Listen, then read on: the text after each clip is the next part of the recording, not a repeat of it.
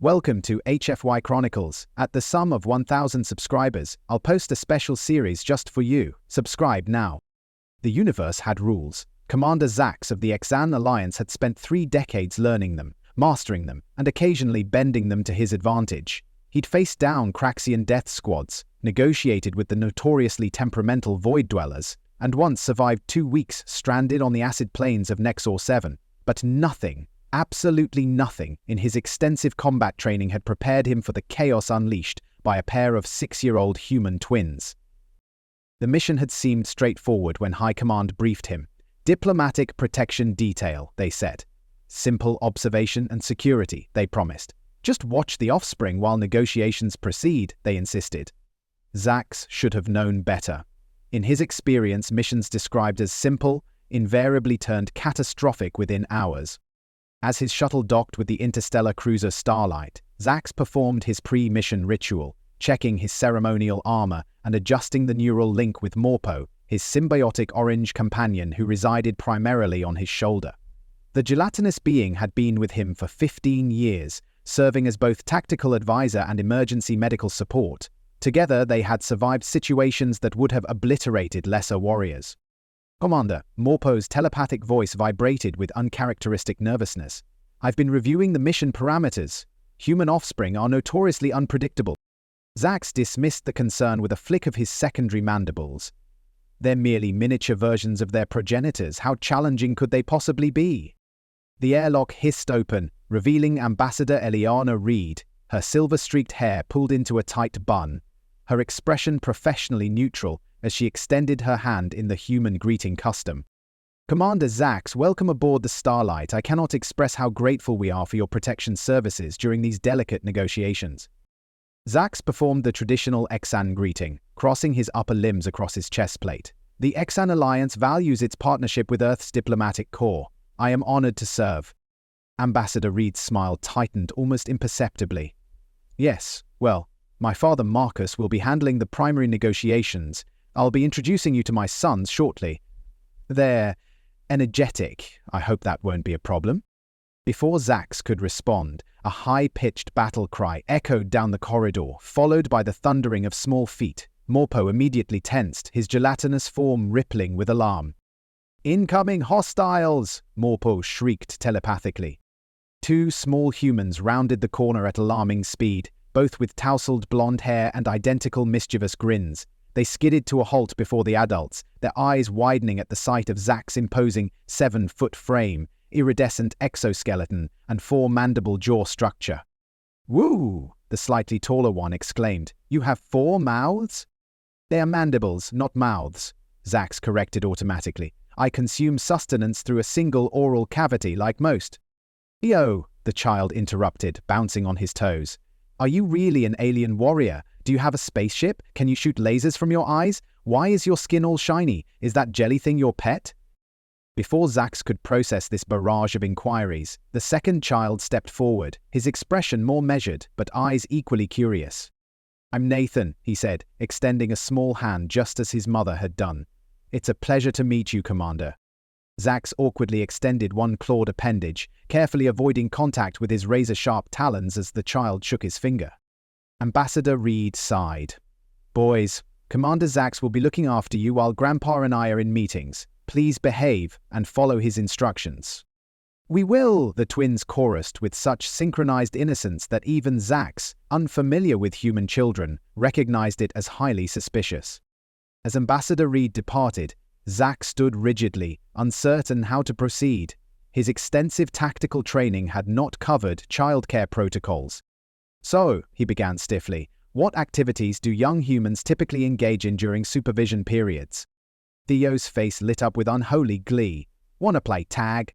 "Tag?" Zax repeated, the unfamiliar term not translating properly through his neural implant. "It's easy," Nathan explained, his tone deceptively reasonable. "One person is it, and has to chase everyone else. If they touch you, then you're it instead." "This appears to be a primitive combat training exercise," Zax mused aloud. "Very well. I shall participate in this tag ritual." Morpo vibrated nervously. "Commander, I advise caution. This seems suspiciously like—" Before the symbiont could finish, Theo darted forward, slapped Zax's armored knee with surprising force and shouted, "You're it!" before both children scattered in opposite directions, their laughter echoing down the corridor. "Commander!" Morpo shrieked, his gelatinous form pulsating with alarm. "We've been attacked! Neutralize the threat! Destroy the tiny assailants!" "Stand down, Morpo," Zax commanded, though his own combat reflexes had nearly activated his wrist blasters. "This appears to be part of their ritual. I believe I am now required to pursue and tag them in return." Zax had led stealth missions through draconian minefields. He had tracked Void Wraith assassins through the labyrinthine corridors of abandoned space stations. Surely capturing 2 small humans would be trivial by comparison. 3 hours later, Zax stood in the middle of the ship's recreation deck, his pristine armor now covered in glitter, adhesive stickers, and something the children called slime. Morpo had retreated entirely inside Zax's armor, refusing to emerge after Theo had discovered the symbiont could be stretched to 3 times his normal size. "Commander," Morpo whimpered from somewhere near Zax's thoracic cavity, "I believe we have encountered a superior tactical force. Request immediate extraction." Zax couldn't disagree. The twins had demonstrated an uncanny ability to appear precisely where they shouldn't be, touch items specifically designated as off-limits, and disappear the moment Zax turned his attention elsewhere. They had led him on a chase through 17 different sections of the ship, somehow gaining access to restricted areas despite Zax's repeated explanations about security protocols. "Commander Zax," Nathan called, emerging from behind a storage container. "Are you hungry? It's lunchtime." Food. Yes, perhaps nutritional sustenance would restore order to this chaos. Zax followed the children to the ship's mess hall, where they proceeded to explain the complex rituals surrounding human food consumption. "You have to eat the crusts," Theo insisted, holding up a sandwich, "or your hair won't grow curly." "That's not true," Nathan countered. "Mum says that's just something grandparents say to make kids eat everything." "Is too true. Grandpa told me." "Is not. Is too." Zax's frill plates flattened against his skull, a defensive posture triggered by the escalating volume. "Silence," he commanded, employing the same tone that had once quieted a room of arguing planetary delegates. "This dispute is irrelevant. Consume your nutritional items without further conflict." The twins stared at him, momentarily stunned into silence. Then, inexplicably, they both burst into giggles. "You sound like a robot," Theo laughed. "Consume your nutritional items," he mimicked in a mechanical voice. "Affirmative human offspring," Nathan joined in, making jerky robotic movements with his arms. "Resistance is futile." Zax felt his mandibles clicking in confusion. "I do not understand. I am not a mechanical construct. I am a biological entity, as you are." This only made them laugh harder. Morpo cautiously emerged from Zax's armor, extending a small pseudopod. "Commander," the symbiont whispered, "I believe they are engaging in mockery behavior. This is a known dominance display in primitive species." Before Zax could respond, Nathan approached, his expression suddenly serious. "Is that orange jelly thing alive? What's its name?" "This is Morpo," Zax explained, grateful for the change in subject. "He is a Gelidian symbiont, bonded to me during my warrior initiation. We share a neural connection and function as a single combat unit." "Cool," Heo exclaimed, reaching out to poke Morpo, who quickly retreated with an alarmed ripple. "Can I hold him?" "Negative," Zax said firmly. "Morpo is not a plaything. He is a sentient being deserving of respect and—" "Please," Nathan asked, his eyes widening in a manner that Zax would later learn was a calculated manipulation technique known as poppy dog eyes. "We'll be super careful, promise." Something in Zax's warrior resolve weakened. "Very well, but with extreme caution." Morpo's telepathic scream of betrayal echoed through Zax's mind as the symbiont was carefully transferred to Nathan's outstretched hands. The boy held the gelatinous being with surprising gentleness, his expression filled with wonder. "Feels like warm jello," Nathan whispered. "And he's glowing a little." "That indicates contentment," Zax explained, surprised by Morpo's reaction. The symbiont typically despised contact with anyone but Zax. "Can he talk?" Theo asked, peering closely at Morpo. "And communicates telepathically with me through our neural bond." "What's he saying right now?" Nathan asked. Zax paused, listening to Morpo's thoughts. "He says, 'You have kind hands. and that your life energy feels bright." Nathan beamed, carefully passing Morpo to his brother, who held the symbiont with equal care. Something shifted in Zax's perception as he watched the children interact with his companion. Perhaps these small humans were not merely chaotic adversaries after all. The afternoon progressed with fewer incidents than the morning, though Zax still found himself explaining why the twins couldn't borrow a shuttle for a quick trip around the ship, why the emergency evacuation slides were not recreational equipment, and why attempting to teach Morpo to play dead was causing the symbiont extreme existential distress.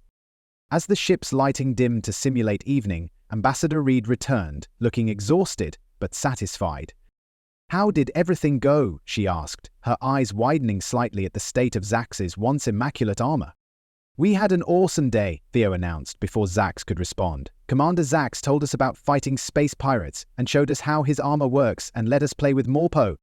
"He's the best babysitter ever," Nathan added. "Way better than Cousin Mia, who just looks at her phone the whole time." Ambassador Reed raised an eyebrow. "Is that so? Well, Commander, it seems you've made quite an impression." Zax straightened, his professional demeanor returning. The young humans were educational. "I have acquired new tactical insights regarding unpredictable adversaries." The ambassador's lips twitched. "I'm sure you have. Boys, say goodnight to Commander Zax. It's time for bed." To Zax's surprise, both children rushed forward and wrapped their arms around his armored legs in what he recognized as the human hugging ritual. "Will you watch us tomorrow too?" Theo asked, hopefully. "Please," Nathan added. Zax looked to Ambassador Reed, who nodded. "The negotiations will continue for several more days. Your assistance would be greatly appreciated, Commander."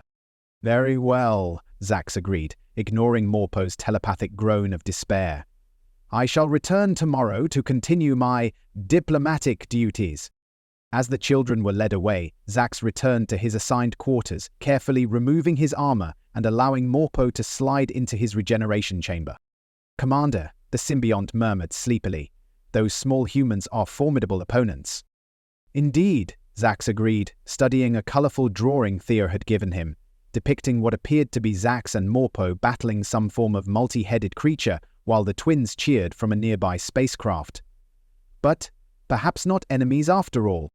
The following days established a pattern. Each morning, Zax would arrive prepared with new strategies for maintaining order, only to find his plans immediately derailed by the twins' boundless energy and creativity.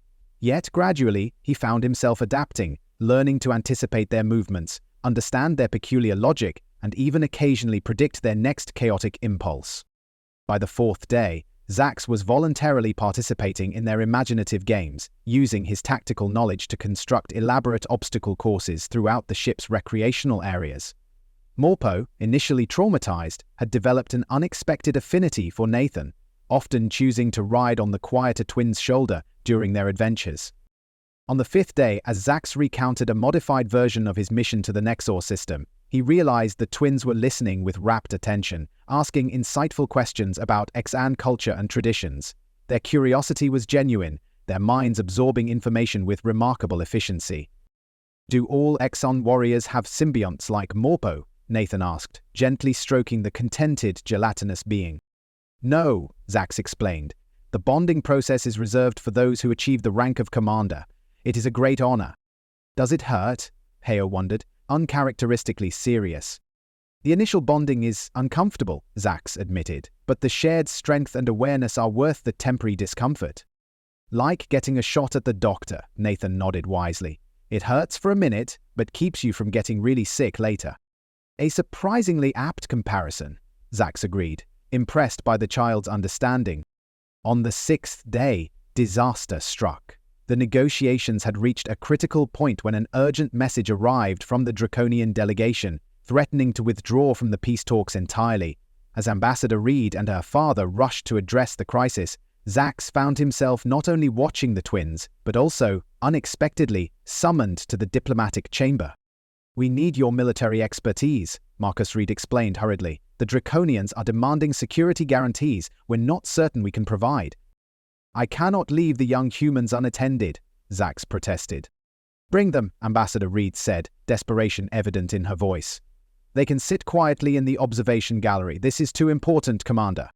Against his better judgment, Zax led the twins to the diplomatic chamber, giving them stern instructions to remain silent and motionless during the proceedings.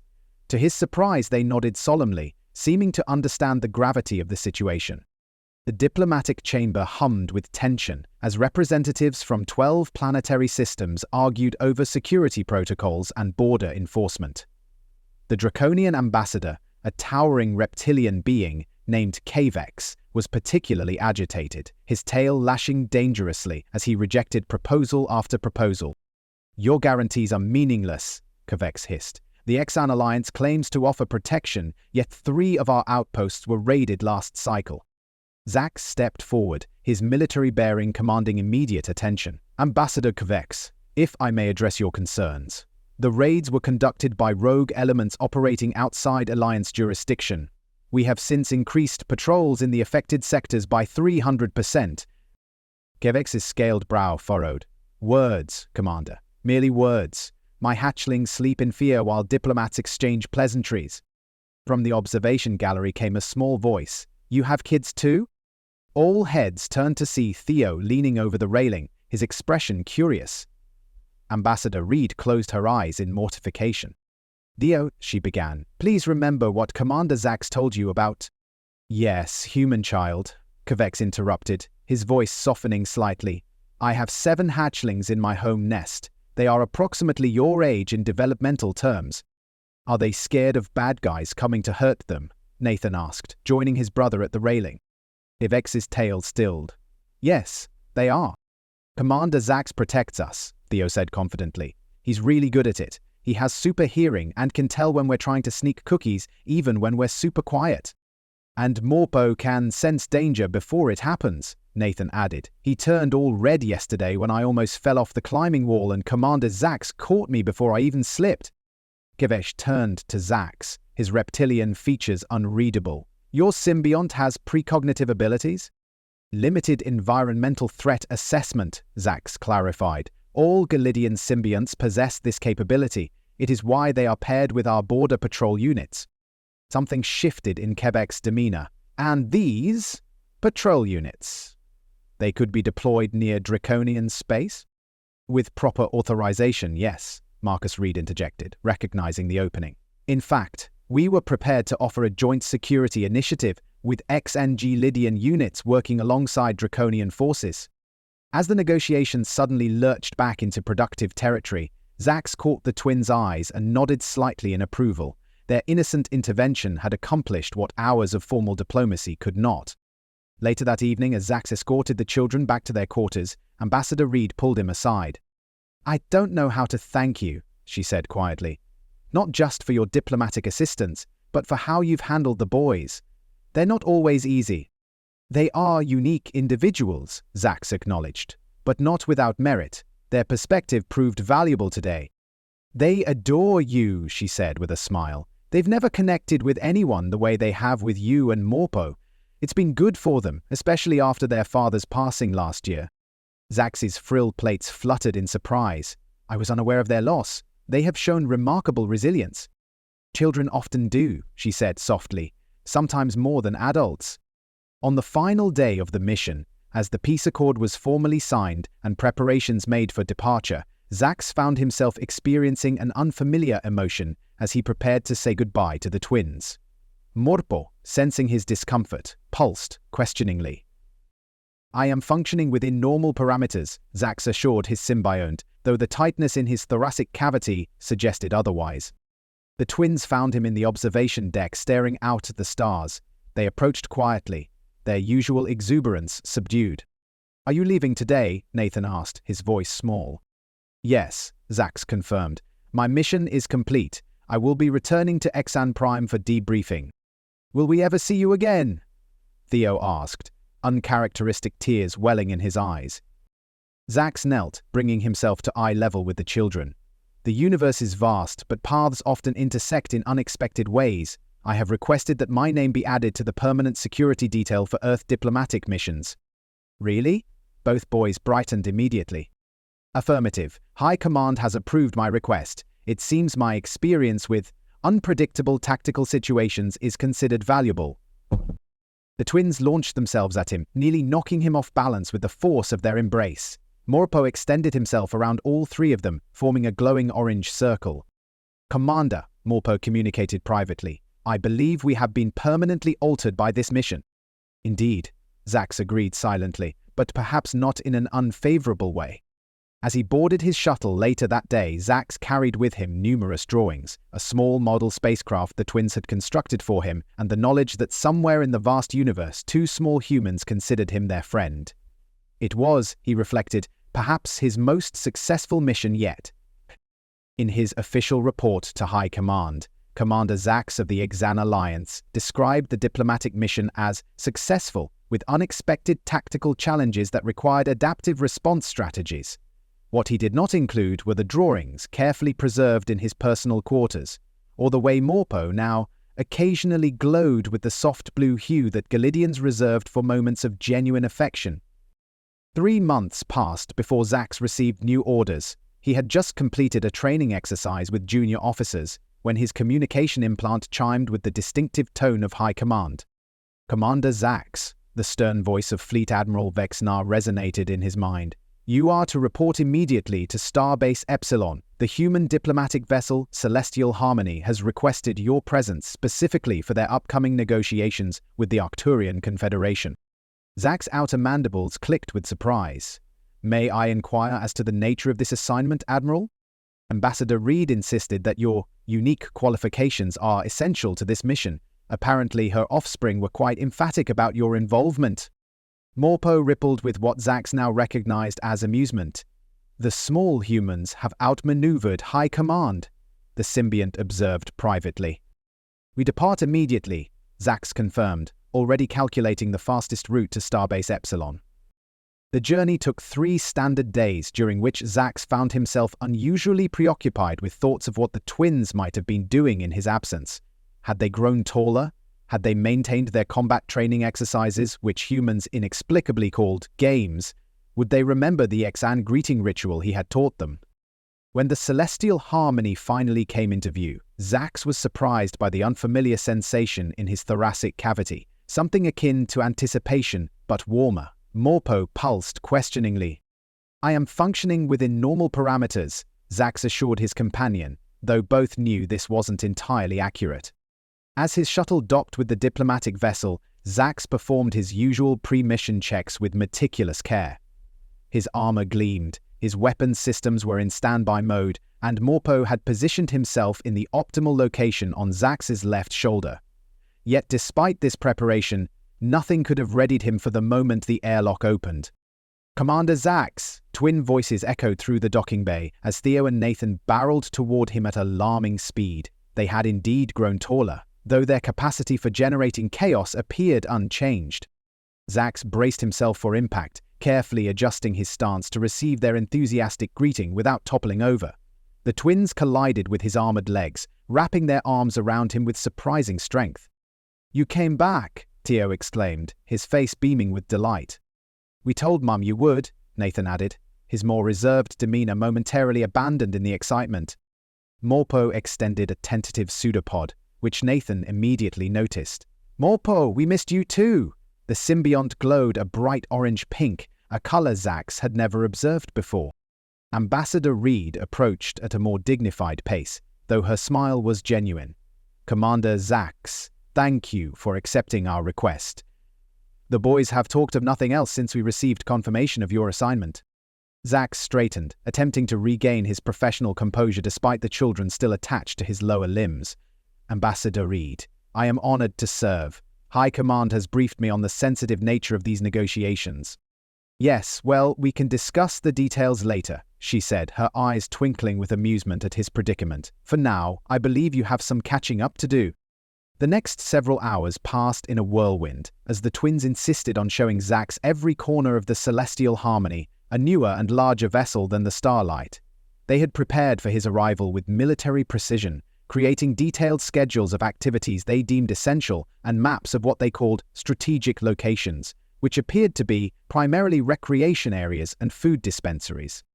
"We've been practicing the Exine warrior salute," Theo announced proudly, crossing his arms over his chest in a reasonable approximation of the traditional greeting. And I've been reading about Gelidian symbionts, Nathan added. Did you know they can live for 300 years? Will Morpo outlive you? Indeed, Zax confirmed, surprised by the child's research. When I eventually join the Great Void, Morpo will bond with another worthy warrior, carrying a portion of my memories and experiences with him. That's kind of beautiful, Nathan said thoughtfully. Like, you're never really gone. Theo, less interested in philosophical matters, tugged at Zax's arm.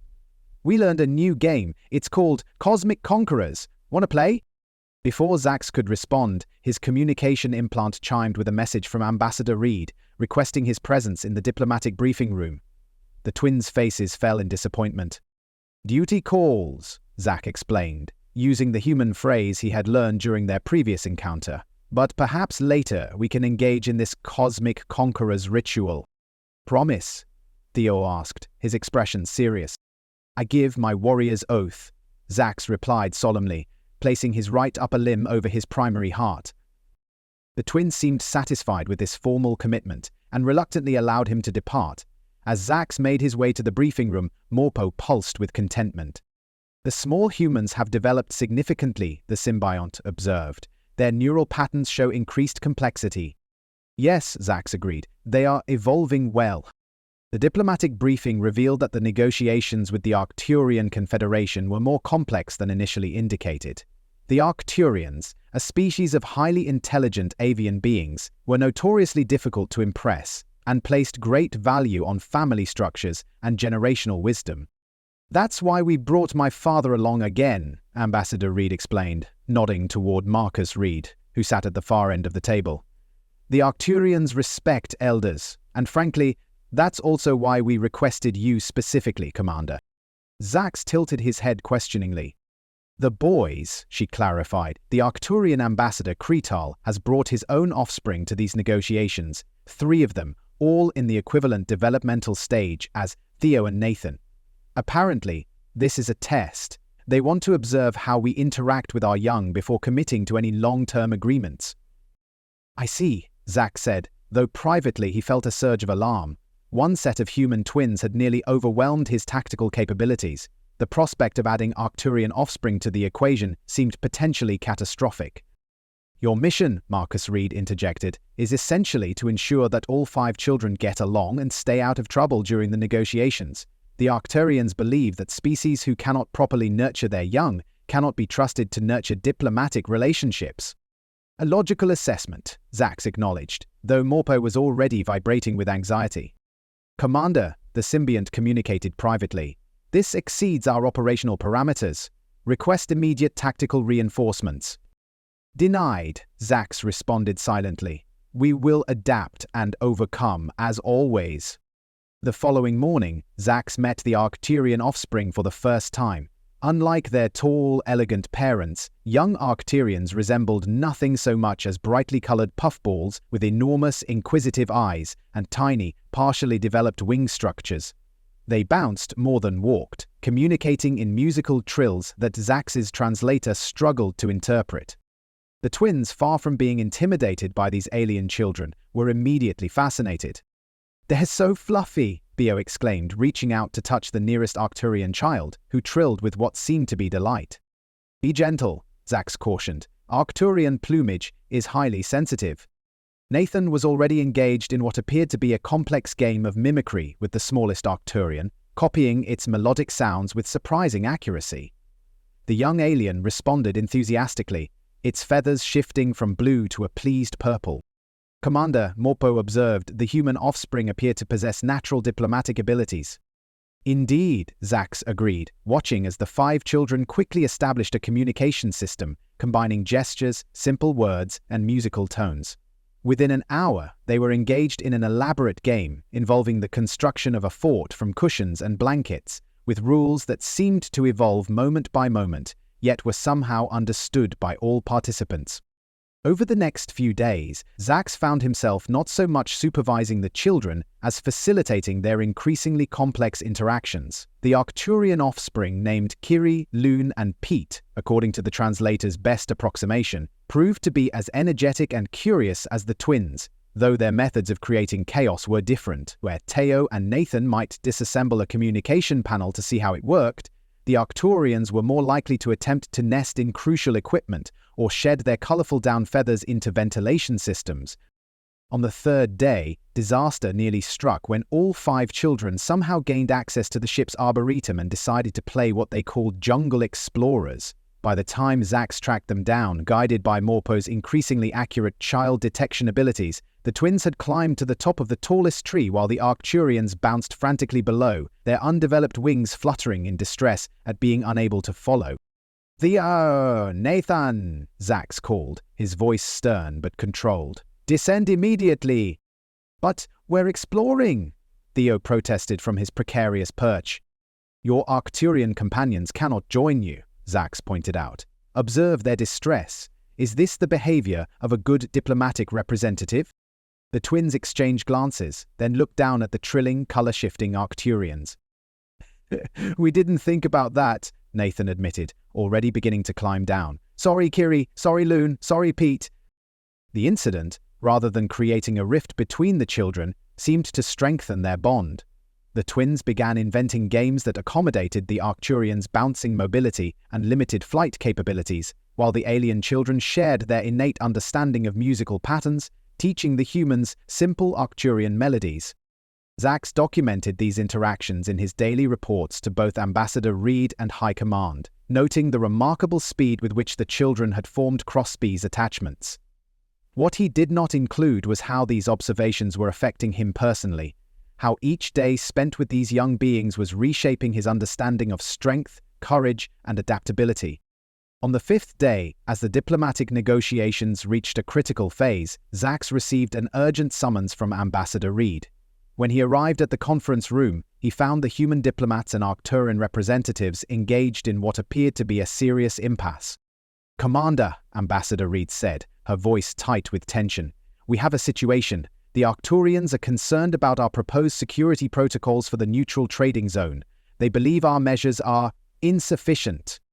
Creedhal, the Arcturian ambassador, ruffled his magnificent plumage in what Zax recognized as a sign of agitation.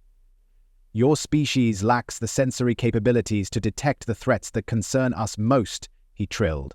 "How can you protect what you cannot perceive?" An idea formed in Zax's mind. Unconventional, perhaps even inappropriate by standard diplomatic protocols, but potentially effective. "Ambassador Creedhal," he began carefully, "would you permit a demonstration, one that might address your concerns directly?" The Arcturian tilted his head, his feathers shifting to a curious yellow. "Proceed, Commander." Zax touched his communication implant. "Theo, Nathan, please bring your Arcturian friends to Conference Room Alpha immediately. And bring the special project you were working on yesterday." Minutes later, the 5 children arrived, the twins carrying what appeared to be a crudely constructed model of the proposed trading station, enhanced with colorful feathers, glitter, and what seemed to be parts from at least 3 different electronic devices. "Explain your creation," Zax instructed the children. Nathan stepped forward first, his expression serious. "We made a model of the space station, but we added special features. See these?" He pointed to small orange blobs positioned at various points around the structure. "Morpo sensors," Theo announced proudly, "like Commander Zax's friend, but they can detect danger and change color to warn people." The Arcturian children trilled excitedly, bouncing around the model and adding their own explanations in a mixture of human words and musical notes. "Jolidian early warning system," Kiri trilled, "sense danger before visible." "Work with Arcturian sound feelings," Pete added, his feathers shifting to a confident blue. "Together better than alone." Ambassador Creedhal's plumage slowly shifted from agitated red to a thoughtful purple as he studied both the model and the children's enthusiastic collaboration. "The young ones have wisdom," he finally trilled. "They see possibilities where we see only obstacles." Marcus Reed leaned forward. "Are you suggesting we consider a hybrid security system? Jolidian sensory capabilities combined with Arcturian acoustic technology? Such a partnership has never been attempted," Creedhal acknowledged. "But perhaps that is precisely why it might succeed." As the diplomats suddenly found new pathways toward agreement, Zax watched the children return to their play, oblivious to the impact of their simple model. Morpo pulsed with what Zax now recognized as pride. The small humans have achieved what warriors could not, the symbiont observed. Yes, Zax agreed. Perhaps there is more than one kind of strength. On the final evening before the Celestial Harmony was scheduled to return to Earth, Zax found himself in the observation lounge with all 5 children, watching as a nearby nebula painted the viewport with swirls of purple and blue light. The Arcturian children had nestled together in a pile of cushions, their soft trilling having faded into the equivalent of sleep sounds, while the twins sat on either side of Zax, uncharacteristically quiet. "Will we see you again after tomorrow?" Nathan finally asked, his voice small. "Yeah, are you going back to your planet right away?" Theo added. Zax considered his response carefully. "I have received new orders from High Command. Due to the success of these negotiations, I have been assigned as permanent liaison to Earth's diplomatic corps, with specific emphasis on cultural exchange programs." "What does that mean?" Theo asked, his brow furrowed. "It means," Zax explained, "that I will be stationed on Earth for the foreseeable future. My duties will include regular interaction with human educational facilities to promote understanding between our species." "You're going to visit schools?" Nathan's eyes widened. "Like our school?" "That is correct, beginning with the educational facility you attend, as specifically requested by Ambassador Reed." The twins' expressions transformed from sadness to elation in an instant. Theo punched the air triumphantly, while Nathan leaned against Zax's armored side, a gesture the commander had come to recognize as a form of affection. "Does Morpo get to come too?" Nathan asked. In response, the symbiont extended a small tendril toward the boy, gently wrapping around his finger in a gesture that required no translation. "I believe that answers your question," Zax said, his mandibles clicking in what the twins now recognized as his version of a smile. As the nebula's light played across the viewport, Zax reflected on the strange journey that had brought him here. He had entered the Exan military seeking glory in battle, advancement through combat prowess, and the respect of his warrior peers. Never had he imagined that his most meaningful assignment would involve protecting, teaching, and learning from the offspring of a species he had once considered fragile and tactically inferior. "Commander," Morpo communicated privately, "your neurochemical patterns indicate profound contentment. This is unusual." "Indeed," Zax acknowledged. "Perhaps we have both evolved beyond our original programming." "A concerning development," Morpo observed, though his glowing orange form belied his words as he extended another tendril toward Theo, who had fallen asleep against Zax's other side. "Not concerning," Zax corrected gently, "simply unexpected." As the stars continued their eternal dance beyond the viewport, Commander Zax of the Exan Alliance, decorated warrior and veteran of 17 major conflicts, sat motionless, careful not to disturb the sleeping children who had, against all tactical probability, conquered what his most formidable enemies never could: his heart. In his next report to High Command, he would describe this mission as successfully completed, with all objectives achieved. What he would not report was his growing suspicion that these small humans and their Arcturian friends might ultimately accomplish what generations of diplomats and warriors had failed to achieve: a universe where differences were not merely tolerated but celebrated, where strength was measured not by weapons but by connections, and where even the most battle-hardened warrior could learn that sometimes the greatest adventure of all was simply being present for those who looked up to you. Commander Zax, formerly of the Exan Battlefleet and now cultural liaison to Earth, guardian of small humans, and unexpected expert in the art of tag, had found his most important mission yet. And somewhere deep in the cosmos, the universe itself seemed to approve. As the stars twinkled in the vast expanse of space, Commander Zax's journey with Theo and Nathan was just beginning, a reminder that sometimes the greatest connections form in the most unexpected places. If you enjoyed this cosmic adventure of an alien warrior and his unlikely friendship with 2 mischievous human twins, don't let it drift away into the void. Hit that like button faster than Morpo can scream attack, kill, destroy. Leave a comment sharing which moment made you laugh the hardest. Was it the glitter ambush or Morpo's dramatic cries for help? Subscribe to join our intergalactic community and never miss another adventure. And make sure to activate that notification bell. Commander Zax would consider anything less a serious tactical error. After all, as Morpo would say, "Commander, New content detected, immediate attention required. Until our next mission across the stars, this is Commander Zax and the crew of the Starlight, signing off.